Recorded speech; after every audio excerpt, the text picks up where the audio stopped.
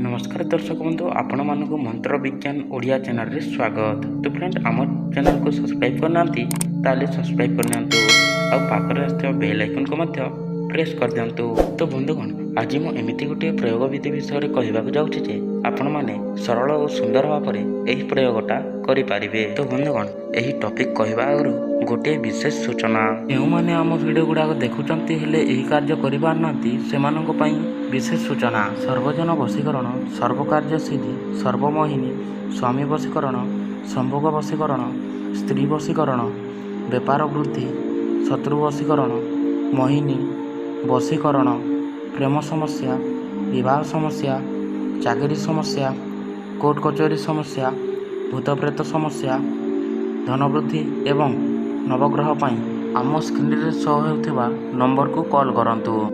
तो बंधुगण आपण मैंने जो झील कि जो पुअर सहित संभोग करने चाहते ताहले यही प्रयोगटा निश्चय करंतु। यही कार्य करने आपण मानक जेकोसी शनिवार दिन यही प्रयोगटा करने को पड़ो एवं यही कार्य केवल शनिवार दिन संध्या समय यही कार्य करने को पड़ो एवं अटारी गोटे रुटी प्रस्तुत करने को पड़ो। ता सहित रुटी रे आम स्क्रीन रे जहाँ लेखा होइछि किंबा जो यंत्र अच्छी ताहा गोटे कलम साहाय्य लिखा पड़ो एवं आम स्क्रीन रे जो मंत्र अच्छी से मंत्र को 7 थर उच्चारण करने को पड़ो। ता सहित गोटे कला कुकुर को खाइबा देवा पड़ो एवं यही कार्य 3 सप्ताह माने 3 शनिवार करने को पड़ो। तो बंधुगण यही प्रयोग करिक 3 सप्ताह गला मात्रे ही से झील कि पुओ आपण मानक संभोग डाकिब ही डाकिब।